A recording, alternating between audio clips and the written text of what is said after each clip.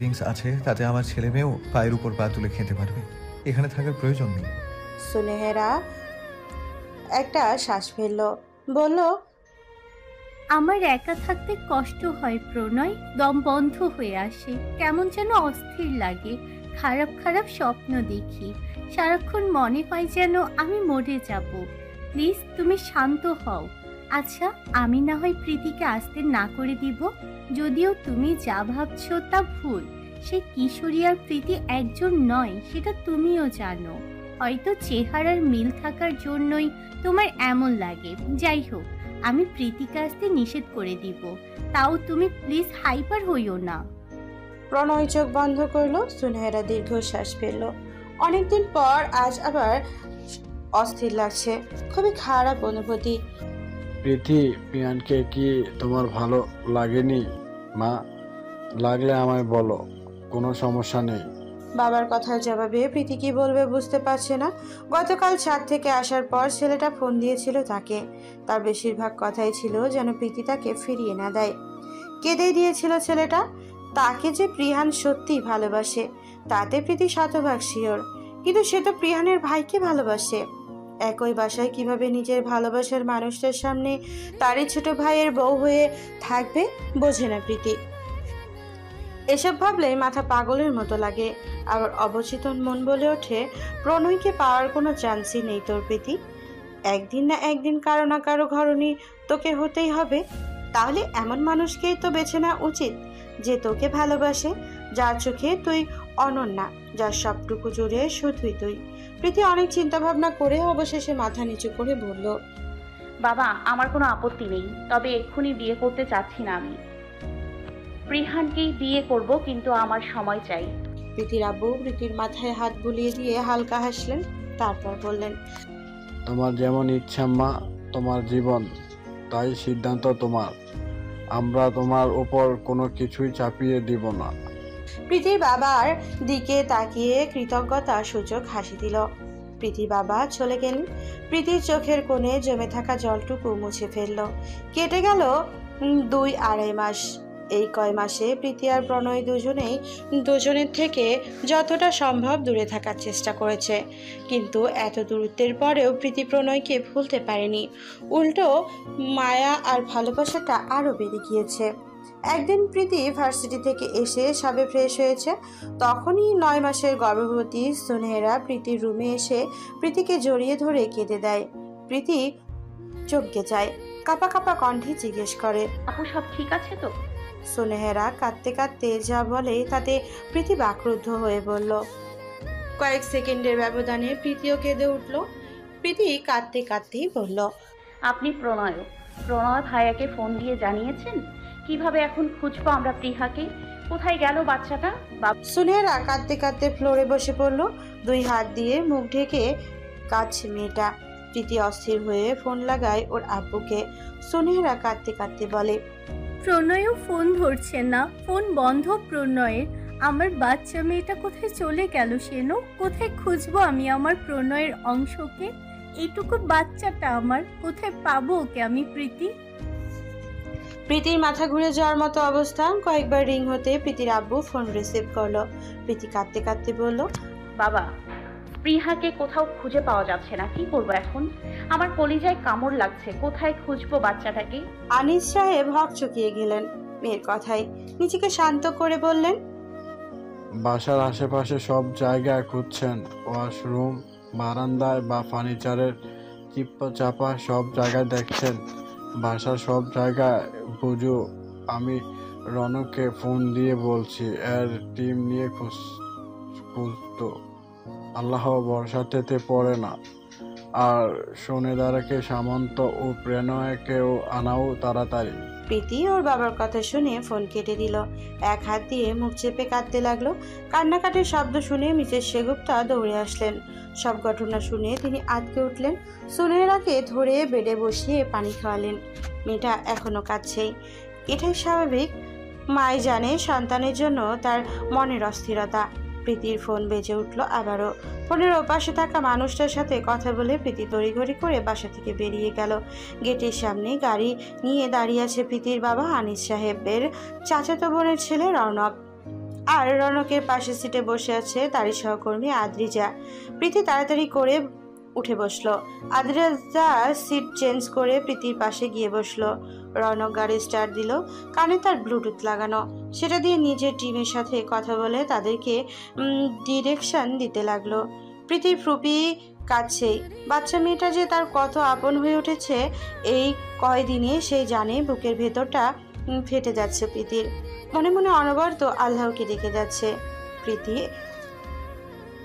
অদ্রিজা প্রীতির কাঁধে হাত রেখে শান্ত কণ্ঠে বলল, ঘাবড়িও না, কিচ্ছু হবে না, খুব শীঘ্রই পেয়ে যাব। আমরা তোমাদের এলাকায় ও আশেপাশে এলাকায় অলরেডি আমাদের টিম কাজ চালিয়ে যাচ্ছে। যদি গ্রামে কিডন্যাপিং কেসও হয় তবুও কিডন্যাপার পালাতে পারবে না। প্রীতি কাঁদতে কাঁদতে আধভাঙা কণ্ঠে বলতে লাগলো, কিডন্যাপ করলে তো হয় গলা কেটে ফেলে দেবে, না হয় কিডনি বের করে বিক্রি করে দেবে। কিন্তু আমাদের দেশের মানুষ যে এর চেয়েও ভয়ানক অদ্রিজা আপু। ওদের কাছে 2 বছরের বাচ্চাও ভোগের সামগ্রী। এরা কাউকে যে ছাড় দেয় না। আমার খুব ভয় করছে আপু, খুব ভয় করছে। আল্লাহ আমাকে নিয়ে যাক, তবু বাচ্চাটাকে যেন অক্ষত রাখে। প্রীতি আবারও জোরে জোরে কাঁদতে লাগলো। আদ্রিজা দীর্ঘশ্বাস ফেলল। এই অসুস্থ সমাজের কীটগুলোর কাছে একজন নয়া যৌবনতা মেয়ে অথবা দুধের শিশু বা বৃদ্ধা চামড়া ঝুলে পড়া মহিলাও সমান। তাদের চাহিদা মেটানোটাই আসল। তাতে শিকার বাচ্চা হোক বা রমরমা যুবতী, কি আসে যায়। এর পেছনে অবশ্য শুধু রাষ্ট্র বা সমাজকে দায়ী করলেই হয় না। সবকিছু শুরু হয় পরিবার থেকে। পরিবার থেকেই সমাজ, আর সমাজ থেকেই রাষ্ট্র গড়ে ওঠে। ধর্মীয় মূল্যবোধ এবং বিলুপ্ত বিশ্ববিদ্যালয়গুলো এখন পরিণত হয়েছে প্রেম বাজারে। ইসরায়েলের বিশ্ববিদ্যালয়ে ছাত্রছাত্রীরা যখন নতুন মৌল আবিষ্কার করে, তখন আমাদের বিশ্ববিদ্যালয়ে ছাত্রছাত্রীরা লাইব্রেরিতে গিয়ে প্রেম করো। অন্যান্য দেশের আনি মানুষরা, বিজ্ঞানীরা কথা বলতে বিশ্ববিদ্যালয়ে আসেন। বিজ্ঞানী আইনস্টাইন বেশ কয়েকবার অক্সফোর্ড বিশ্ববিদ্যালয়ে ডিবেটে অংশগ্রহণ করেন। আর আমাদের বিজ্ঞানী মকসুল আলম কয়টা সমাবর্তন অনুষ্ঠানে যেতেন? আমাদের বর্তমান বিজ্ঞানী মোহাম্মদ আশরাফুল আলম কয়টি সমাবর্তন অনুষ্ঠানে যান? যিনি ব্যাকটেরিয়া শনাক্তকরণে সেন্স তৈরি করেছেন। যুক্তরাষ্ট্রের proceedings of the national academy of science journal এর তার গবেষণায় ছাপা হয়েছে। বা জিন ত্রুটি নির্ণয়ের অভাবনীয় সাফল্য অর্জন করেছেন বাংলাদেশের যে 3 জন গবেষক, তারা হলেন ডক্টর KM ফোরাকাত উদ্দিন ও ডক্টর মোহাম্মদ রোবেদ আলী ও বাংলাদেশি বংশোদ্ভূত কানাডিয়ান বিজ্ঞানী ডক্টর মোহাম্মদ উদ্দিন ডেফিল। তারাও কি আরসিটির কোনো সমাবর্তনা অনুষ্ঠানে যাবেন? তাদেরকে কি বাংলাদেশে কোনো বিশ্ববিদ্যালয়ে ডাকা হবে? তাদের কাউকে বিশ্ববিদ্যালয়ে ডাকবে না, কারণ নাইলা নঈম আর সানি লিওনদের দাম এখানে বেশি। এখন আমরা টাকা খরচ করে ইন্টারন্যাশনাল কানেকশন নিয়ে শিখি কিভাবে মেয়েদের সাথে ফ্লার্ট করতে হয়, কিভাবে অফিস টাইমে মেয়ে পটানো হয়, বেস্ট ফ্রেন্ডকে কিভাবে প্রপোজ করতে হয়। তারপর রইল বিয়ে। বিয়ে এখন কঠিনের চেয়েও কঠিনতর হয়ে গিয়েছে। যে না ব্যভিচার তো তাহলে সহজেই হবে। একজন যুবক সেক্সুয়াল অ্যাবিলিটি লাভ করে 17-18 বছরে, কিন্তু পড়াশোনা আর কেরিয়ার গড়ে বিয়ে করে 30 বছরে। তো মাঝখানে বাকি 10-12 বছর সে কি করবে? পাপে তো লিপ্ত হবেই সে। হায় রে সমাজ, এই অসুস্থ সমাজই আজ এত অন্যায়ের জন্য দায়ী। গাড়ির ব্রেক কষায় আদ্রিজা ভাবনার জগৎ থেকে বেরিয়ে আসে। রনক পেছনে ঘুরে বলল, সামনের 12তলা ভবনটা দেখতে পারছো? ওইখানে মিস্টার প্রণয়ের মেয়ে ইস্প্রভা। প্রীতি কান্না অবস্থায় অবাক হয়ে বলে, তুমি কিভাবে জানলে রনক? রনক বাঁকা হাসলো প্রীতির কথায়। তারপর দৃষ্টি আবারও নিক্ষেপ করলো 12তলা ভবনটির দিকে। রনক কিছু বলছো না কেন? রনক ঠোঁট বাঁকা করে হাসলো, বলল, তুমি গাড়িতেই থাকো, আমি আর আদ্রিজা যাচ্ছি। ইস্প্রভাকে নিয়ে আসবো। কিন্তু রনক। প্রীতির কথা শেষ করার আগে রনক গাড়ি থেকে নেমে গেল। আদ্রিজা প্রীতির কাঁধে আলতো করে স্পর্শ করে আশ্বাস দিল। তারপর নিজের নিজেও চলে গেল রৌনকের সাথে। প্রীতির প্রচুর টেনশন হচ্ছে। ও বুঝতে পারছে বাচ্চাটা আদৌ ঠিক আছে কিনা, সুস্থভাবে ওকে ফিরিয়ে আনতে পারবে কিনা রৌনক, তা নিয়েও সন্দিহান প্রীতি। এইসব এলোমেলো ভাবনার মধ্যেই প্রীতির ফোন বেজে উঠল। একটা আননোন নাম্বার থেকে ফোন এসেছে। প্রীতি ফোন রিসিভ করে কানে নিতেই প্রণয়ের অস্থির কণ্ঠ ভেসে এলো। প্রীতি, কোথায় তুমি? স্পৃহা কোথায়? পেয়েছো ওকে? আমাকে প্লিজ অ্যাড্রেসটা দাও তাড়াতাড়ি। প্রীতির চোখ বন্ধ করে ফেললো। ওর চোখ বেয়ে জল গড়িয়ে পড়লো। প্রণয় ফোনের ওপাশ থেকে প্রীতিকে ডেকে যাচ্ছে। প্রীতি আটকে আসা কণ্ঠে ঠিকানাটা বলল যেখানে প্রীতি আছে। প্রণয় ফোন কেটে দিল সাথে সাথে। প্রীতির গাড়ির ভেতরে বসে থাকতে পারছে না, চিন্তায় শ্বাস যেন আটকে আসছে। আর না পেরে প্রীতি গাড়ি থেকে বেরিয়ে এলো। সামনের ভবনটার দিকে তাকিয়ে পায়চারি করতে লাগলো। চোখ দিয়ে মেয়েটার অনর্গল পানি পড়ছে। অনেকটা সময় পার হয়ে যাওয়ার পরও রৌনক, আদ্রিতা বা স্পৃহা কেউ আসছে না। প্রীতি কান্নায় অস্থির হয়ে পড়েছে। গাড়ির দরজার সাথে লিফটে বসে পড়লো মেয়েটি। চোখ বন্ধ করে মুখ চেপে কাঁদতে লাগলো। কিছুক্ষণ পর কেউ প্রীতির কাঁধে স্পর্শ করলো। প্রীতি চমকে তাকালো। প্রণয়কে দেখে সাথে সাথে উঠে দাঁড়ালো। প্রণয়ের চোখ জোড়া লাল হয়ে আছে, নাকের ডগাও লাল। এই প্রথম প্রীতি প্রণয়কে কাঁদতে দেখলো। প্রণয় অস্থির গলায় জিজ্ঞেস করলো। প্রীতি ফুপিয়ে কেঁদে উঠল।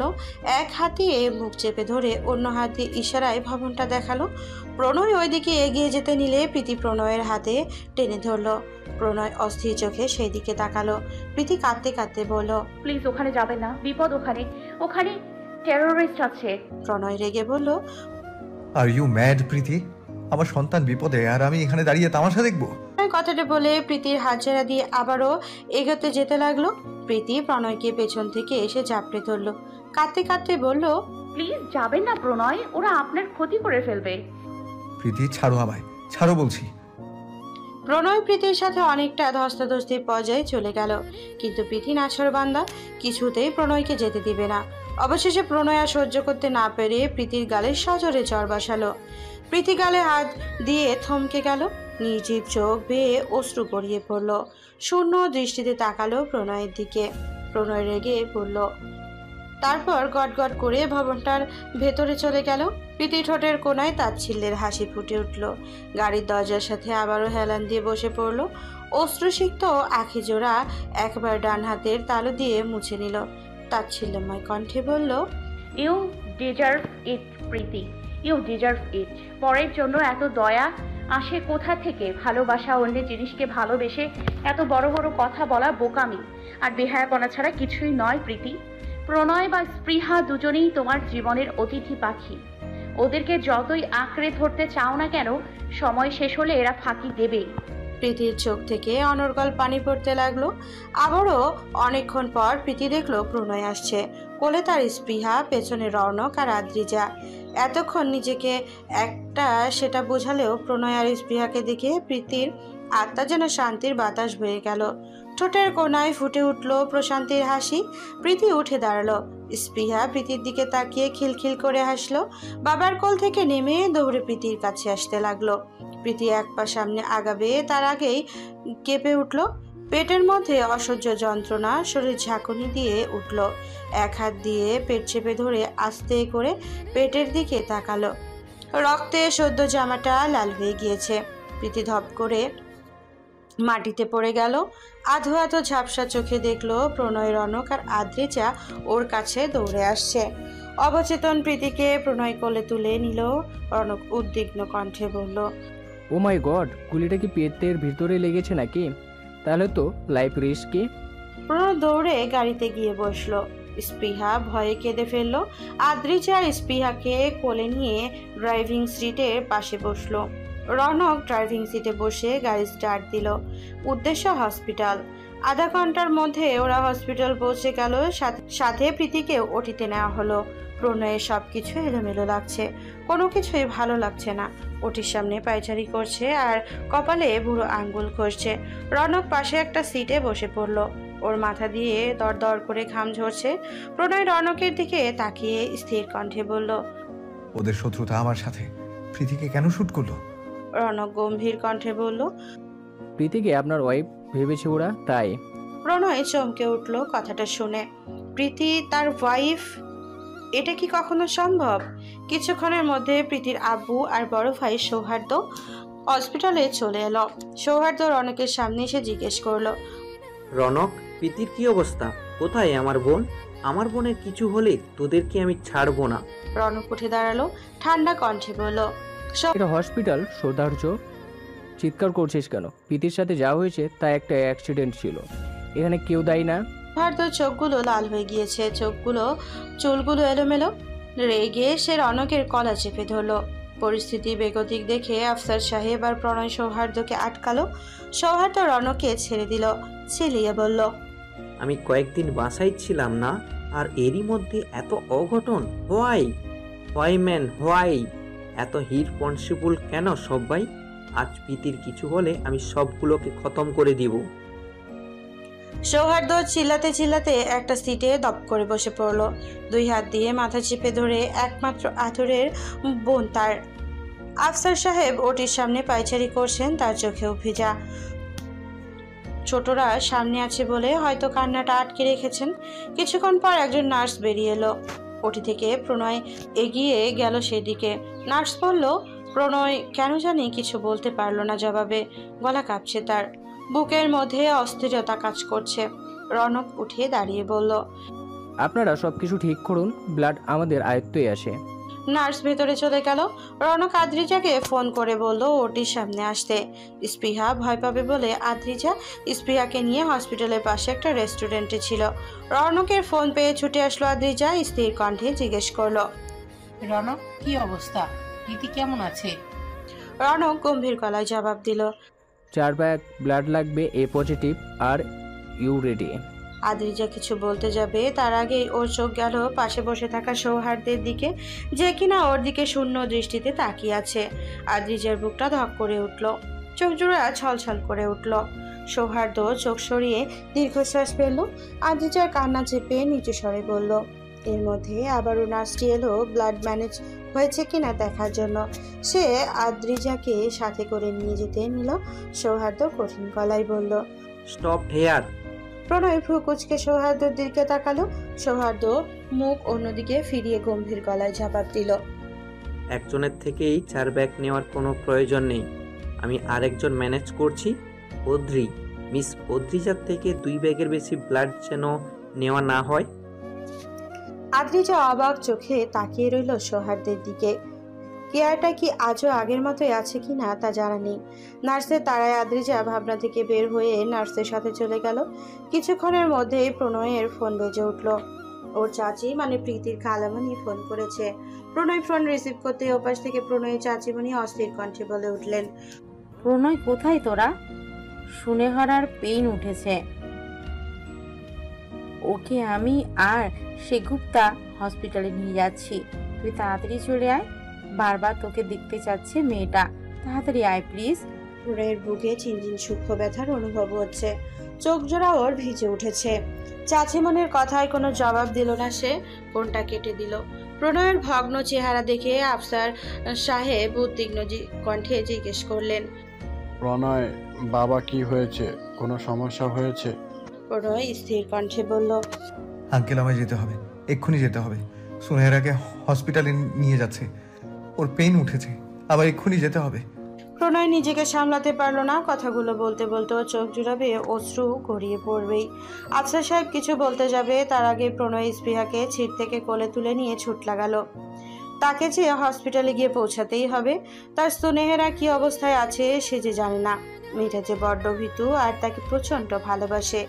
সৌহার্দ্য প্রণয়ে যাওয়ার দিকে তাকিয়ে দীর্ঘশ্বাস ফেলল। রনক সৌহার্দ্যর পাশে এসে বসে কাঁধে হাত রেখে তাকে ভরসা দিল।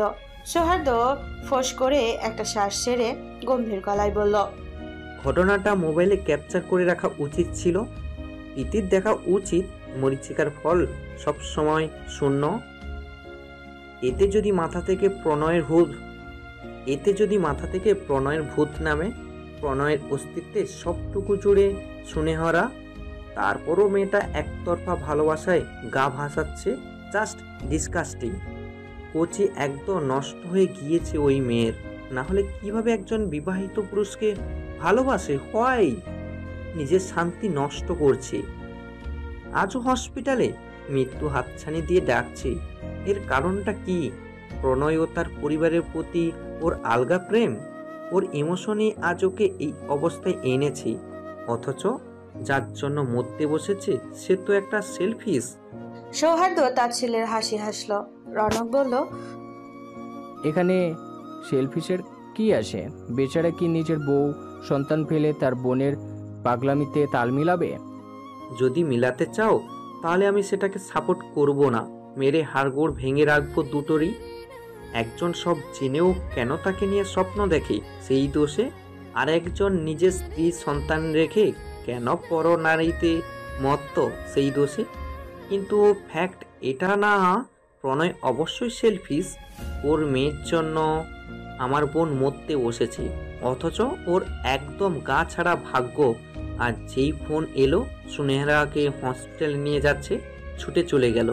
অকৃতজ্ঞ সবগুলো, অকৃতজ্ঞ। আমার বোনের কিছু হলে আমি আগুন জ্বালিয়ে দেব, কনসুয়ার। সৌহার্দ্যের গলা কাঁপছে, আর কিছু বলতে ভালো লাগছে না তার। দেয়ালের সাথে মাথায় এলিয়ে দিল সে। মনের কোণে অবিরাম ভাবে আল্লাহকে ডাকতে লাগলো, যেন তার কলিজার টুকরো কিছু না হয়। প্রণয় ওটের সামনে পায়চারি করছে, চিন্তায় অস্থিরতায় কপাল থেকে দরদর করে ঘাম ঝরছে। মনে হচ্ছে এই বুঝি একটা দুঃসংবাদ এসে এখনই তার গোছালো জীবনটাকে এলোমেলো করে দিল। চিন্তার আশঙ্কায় তার চিৎকার করে কাঁদতে মন চাচ্ছে, চিৎকার করে বলতে চাচ্ছে, আমার সুনেহারার যেন কোনো ক্ষতি না হয়। আমি তাকে ছাড়া থাকতে পারবো না। আমার জীবনের পরিবর্তন হলেও যেন আমার সুনেহারা ভালো থাকে। প্রণয়ের চোখের কোণে ভিজে উঠেছে সুনেহারাকে হারানোর ভয়ে। এত ভয় আর আশঙ্কা, অথচ একটা মানুষ নেই তাকে ভরসা দেওয়ার। না, এভাবে নেই বললেও চলে না। এই তো তার চাচি আর সেগুপ্তা আন্টি এতক্ষণ ধরে বোঝালো ওকে যে সুনেহার কিচ্ছু হবে না, কিন্তু বেহায়া ছন্নছাড়া মনটা মানতেই যাচ্ছে না। হঠাৎ প্রণয়কে কেউ চাপড়ে ধরলো। তাল সামলাতে না পেরে প্রণয় 2 পা পিছিয়ে গেল। ব্যক্তিটি প্রণয়কে জড়িয়ে ধরে বলল, ভাইয়া শান্ত হও, ভাবির কিছুই হবে না, আল্লাহ ভরসা। কথাটা বলে সে প্রণয়কে ছাড়লো। এই যে আর কেউ নাই, তার নিজের আপন কলেজের টুকরো ভাই প্রণয় যেন আপন মানুষের সংস্পর্শে পেয়ে গলে গেল। পিহানের হাত মুঠোয় নিয়ে নিঃশব্দে কেঁদে উঠল। পিহানের খারাপ লাগলো শক্ত মনের অধিকারী ভাইটার এমন অবস্থা দেখে। পিহান প্রণয়কে ধরে পাশের সিটে বসালো, ঠান্ডা গলায় বলল, আহ ভাই, তুমি শুধু শুধু ভয় পাচ্ছ, প্রস্রাব ভয় পেও না। ইনশাল্লাহ ভাবির কিছুই হবে না। দেখবে একটু পরেই ডক্টর এসে বলবে আপনার ফুটফুটে একটা কন্যা সন্তান হয়েছে, আপনার মিসেস একদম ঠিক আছে। প্রণয় করুণ চোখে তাকালো পিহানের দিকে, আটকে আসা গলায় বলল, সুনেহরা ছাড়া আমার আপন আর কেউ নেই প্রিহান। ওর কিছু হয়ে গেলে আমি কিভাবে থাকবো? উফ, আমি ভাবতেও পারছি না সেই মুহূর্তের কথা। কলিজা কাঁপে আমার, মনে হয় শ্বাস বন্ধ হয়ে এক্ষুনি মারা যাব। পিহান ম্লান হাসলো, ভাইয়ের কাঁধে হাত রেখে ভরসা দিল। পরপরই আবার জিজ্ঞাসা করলো, ভাইয়া চাচিমণি কোথায়? সগুপ্তা আন্টিকে যে দেখছি না। সেগুপ্তা আন্টি অসুস্থ হয়ে পড়েছেন প্রীতির চিন্তায়। চাচামণি ওনাকে নিয়ে 4 তলায় একটা কেবিনে আছেন। কি হয়েছে ওর? ঠিক আছে তো? গুলি লেগেছে ওর কোমরের সাইডে, ওটিতে রেখে এসেছি আমি। পিহান চমকে সাথে সাথে দাঁড়িয়ে পড়ল। অবিশ্বাস্য দৃষ্টিতে প্রণয়ের দিকে কিছুক্ষণ চেয়ে থেকে ছুটে বেরিয়ে গেল সেখান থেকে। প্রণয় 2 হাতে ভাঁজে মাথা গুঁজল। কিছুক্ষণ পর একটা বহুর আকাঙ্ক্ষিত কথায় চমকে চোখ তুলে তাকালো। ওর চোখে মুখে আনন্দ বিস্ময় সাথে সাথে দাঁড়িয়ে পড়ল। নার্স এসে বলল, প্রণয় বাচ্চাটাকে কোলে নিয়ে চুমু খেলো। উদ্বিগ্ন গলায় বলল, আমার ওয়াইফ কেমন আছে? প্রণয় স্বস্তির নিঃশ্বাস ছাড়ল। ঠোঁটের কোণে হাসি ফুটে উঠল। সৌন্দর্য ভাইয়া কি অবস্থা প্রীতির? কিছুই বলছে না কেন? আমাকে মেরে তারপর আপনাদের শাস্তি হবে, তাই না? উফ, আমি নিতে পারছি না এত টেনশন। প্লিজ বলুন না প্রীতি কেমন আছে। প্রিহান মৃদু চিৎকার করে কথাগুলো বলল সৌহার্দ্যকে। সৌহার্দ্য গম্ভীর কণ্ঠে বলল, আদ্রিজা ওকে ব্লাড দিচ্ছে, 4 ব্যাগ ব্লাড লাগবে। অদ্রিজা 2 ব্যাগ দিয়েছে। ব্লাড দেওয়া হলে ডক্টর জানাতে পারবে কতটা ডেভেলপ করেছে অবস্থা। বিহান উদ্বিগ্ন গলায় বলল, 2 ব্যাগের ব্যবস্থা না হয়েছে, আর 2 ব্যাগ কে দিবে? কাউকে দেখছি না কেন? সৌহার্দ্য ফোঁস করে একটা নিঃশ্বাস ছাড়ল। মলিন কণ্ঠে বলল, আমার এক ফ্রেন্ডকে আসতে বলেছি, ও আসছে কিন্তু জ্যামে আটকে গিয়েছে। সৌহার্দ্যের কথার মাঝেই একজন মধ্যবয়সী ডক্টর বেরোলেন ওটি থেকে। সৌহার্দ্যের সামনে এসে বললেন, মিস্টার সৌরাজ্য, ব্লাড ডোনার। আরেকজন কোথায়? 2 ব্যাগ ব্লাড অলরেডি ডোনেট করা হয়ে গিয়েছে। রোগীর অবস্থা ভালো না, ডিল করা যাবে না। সৌহার্দ্য কিছু বলতে যাবে তার আগেই প্রিহান বলল, সরি ডক্টর, পেশেন্টের ব্লাড গ্রুপ কি? আমার তো AB পজিটিভ, আমি দিতে ইচ্ছুক। ডক্টর কিছু একটা ভেবে বললেন, মিস প্রীতির blood group A positive. A positive blood পাওয়া গেলে বেশি ভালো হতো, বাট অবস্থা ক্রিটিক্যাল। আপনি আসুন আমার সাথে। প্রিহান ডক্টরের পিছু পিছু চলে গেল। সৌহার্দ্য দীর্ঘশ্বাস ফেলে বিড়বিড় করে বলল, আমি কোনো ভুল মানুষের হাতে তুলে দিচ্ছি না আমার বোনকে, বাকিটা আল্লাহ ভরসা। সৌহার্দ্য তাকিয়ে দেখলো দূর থেকে আদ্রিজা হেরে দুলে আসছে। মেয়েটাকে দেখেই বোঝা যাচ্ছে বড্ড দুর্বল। অবশ্য স্বাভাবিক, 2 ব্যাগ ব্লাড দেওয়ার পর যে হেঁটে আসতে পারছে এটাই অনেক। আদ্রিজা সৌহার্দ্য থেকে কিছুটা দূরে, এখনো মেয়েটা পাগুলো অত্যাধিক কাঁপছে। সৌহার্দ্য কিছু একটা ভেবে সাথে সাথে উঠে দাঁড়ালো। আদ্রিজা হুট করে দাঁড়িয়ে গেল। সবকিছু ঝাপসা হয়ে আসছে, মাথা ভন ভন করছে, এক পাও সামনে এগোতে পারছে না। শরীরের ভার নিয়ে দাঁড়িয়ে থাকতে পারলো না মেয়েটা। চোখ বন্ধ করে ফেললো। সেন্স হারিয়ে যেই ফ্লোরে পড়তে যাবে তার আগেই সৌহার্দ্য তাকে বুকের মাঝে আঁকড়ে নিল। অপলক চাহনিতে তাকালো একবার ফ্যাকাশে মুখটার দিকে, তারপর সাথে সাথেই কোলে তুলে নিল। রাত 9:15 বাজে। প্রীতিকে একটা কেবিনে শিফট করা হয়েছে সন্ধ্যায়। মেয়েটা এখন বিপদমুক্ত, কিন্তু শরীর ভীষণ দুর্বল। প্রীতির কেবিনে প্রিহান, সৌহার্দ্য আর আফসার সাহেব সবাই এখন চিন্তামুক্ত। প্রীতি দুর্বল চাহনিতে মলিন হাসলো সৌহার্দ্যের দিকে তাকিয়ে। সৌহার্দ্য প্রীতির মাথায় হাত রাখলো, বলল, কেমন লাগছে বাবুই পাখি? প্রীতি মলিন হাসলো। পাশেই প্রিহানের দিকে চোখ যেতেই চমকে উঠল। ভাবলো এটা বুঝি প্রণয়, কিন্তু না। পরে বুঝতে পারলো এটা প্রণয়ের ভাই ওরফে তার ফিয়ান্সে। প্রিহান নির্জীব দৃষ্টি নিক্ষেপ করলো প্রীতির ওপর। মলিন কণ্ঠে জিজ্ঞেস করলো, কেমন লাগছে প্রীতি? খারাপ লাগছে? প্রীতি দীর্ঘশ্বাস ফেলে মাথা নাড়ালো। প্রীতি বাবার ফোনটা হঠাৎ বেজে উঠল। প্রীতি দেখলো তার মিসেস ফোন দিয়েছেন। তিনি দেখলেন তার মিসেস ফোন দিয়েছেন। ফোন রিসিভ করতেই মিসেস সেগুপ্তা কান্নাজড়িত কণ্ঠে বলল, সৌহার্দ্যের আব্বু, কোথায় তুমি? এদিকের অবস্থা প্রচুর খারাপ। প্রিহানকে ফোনে পাচ্ছি না কেন? প্রণয় কুরুক্ষেত্র বাঁধিয়ে ফেলেছে। সুনেহিরাকে কোথাও খুঁজে পাওয়া যাচ্ছে না। টেরোরিস্টরা বাচ্চা সহ কিডন্যাপ করেছে। প্রিহানকে আসতে বলো তাড়াতাড়ি। ছেলেটা অঘটন ঘটিয়ে ফেলবে।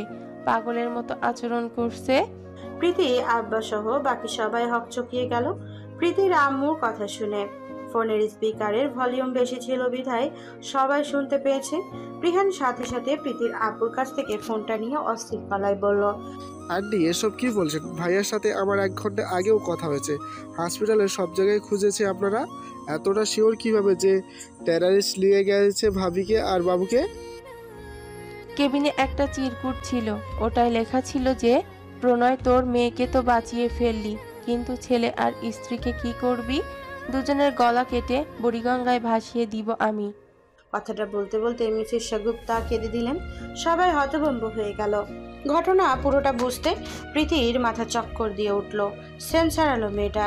স্পৃহা বাচ্চাটা সেই সকাল থেকে কেঁদেই যাচ্ছে। প্রীতি কোলে নিয়ে দোলাচ্ছে, আহ্লাদ মাখানো কথা বলছে, খেলনা দিয়ে খেলাচ্ছে, তাও কাঁদছেই। কিছুই থামছে না মেয়েটা, কিছুতেই থামছে না মেয়েটা। প্রীতির কান্না চলে আসছে মেয়েটার কান্না দেখে। আজ 4 দিন ধরে সুনেহেরা নিখোঁজ। পুরোপুরি নিখোঁজও বলা যায় না, কারণ গত 2 দিন আগেই সিক্রেট এজেন্সির হেড রনক খান নিশ্চিত করেছেন যে সুনেহেরা মৃত। তাকে টেররিস্টরা মেরে সত্যি নদীর পাশে নর্দমায় ফেলে গিয়েছিল। লাশের মাথা ছিল না। প্রণয় তো বিশ্বাসই করতে চায়নি।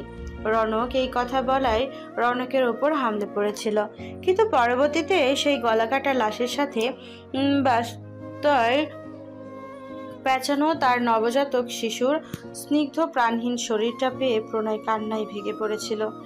আহা, কতই না করুণ সেই দৃশ্য। প্রীতি নিজ চোখে দেখেছিল সেই দৃশ্য। ইচ্ছা করছিল পালিয়ে যেতে সেখান থেকে, আর প্রণয় এসে তো মূর্তির ন্যায় স্তব্ধ হয়ে গিয়েছিল। সেখান থেকে বাসায় এসে দরজা লাগিয়ে এই 2 দিন সেই দরজা কেউ খুলতে পারেনি। প্রীতি একটা দীর্ঘশ্বাস ফেলে সেসব ভাবে। স্পৃহার কপালে চুমু এঁকে দিয়ে বলে, কাঁদে না মামুনি, কাঁদছো কেন? আমার সোনামণি স্পৃহা পড়ি কাঁদে না আম্মু। বাচ্চা মেয়েটা কি বুঝলো কে জানে, কাঁদতে কাঁদতে স্পৃহার গলা জড়িয়ে ধরল, অস্ফুট স্বরে উচ্চারণ করতে লাগলো,